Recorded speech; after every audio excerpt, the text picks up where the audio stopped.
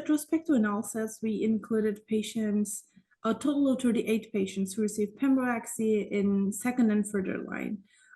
I think the patient population would be considered heterogeneous, but in terms of the prior immunotherapy use, we had 95% of our patients who received immunotherapy in the prior lines, and 40% received targeted therapies in prior lines.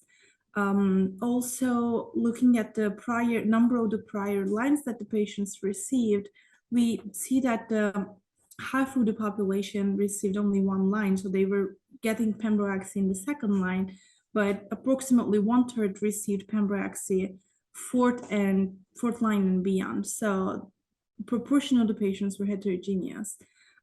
Looking at the adverse events, we have seen results comparable to what we've seen in Keynote-426. And in terms of the efficacy, in this patient population, overall progression-free survival was 9.6 months. And the objective response rate was seen in 25% of the patients. And all responses were partial. In 2/3 of the population, we have seen disease control. Among this whole cohort, we had this patient population of 17 patients who received nivo-ipi in first line, followed by Pembrolizumab. We also reported the outcomes with that sequence, showing that the progression-free survival in that group was 11.1 months, and 31% of the patients had an objective response rate.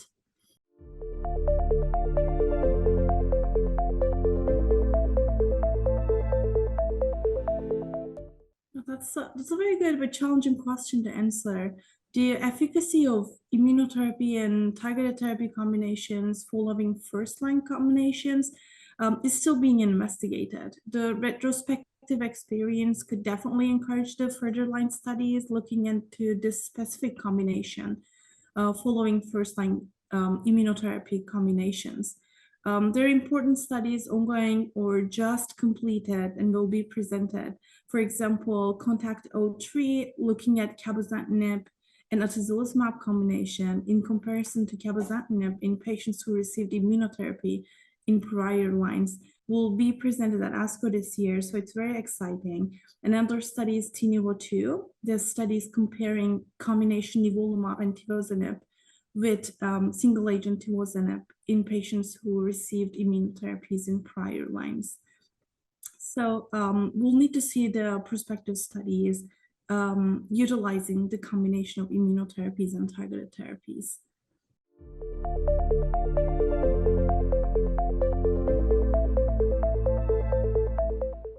Yeah, that's $1 million question. We know that both targeted therapies, such as Axitinib, such as cabozantinib, and immunotherapies, such as nivolumab and pembrolizumab, are active in patients with renal cell carcinoma. The current standard of care treatment in the first line is immunotherapy, targeted therapy combination. We don't have many biomarkers, but there is some help from clinical characteristics such as IMDC criteria when making treatment decisions with the patient based on the results of the Checkmate 214. And there are several studies ongoing trying to identify biomarkers based on genomics and microbiome as well. So currently we do not have biomarkers such as melanoma that could help guide our decision making. But this is an exciting time with so much translational research going on, and hopefully this will yield a breakthrough in the future.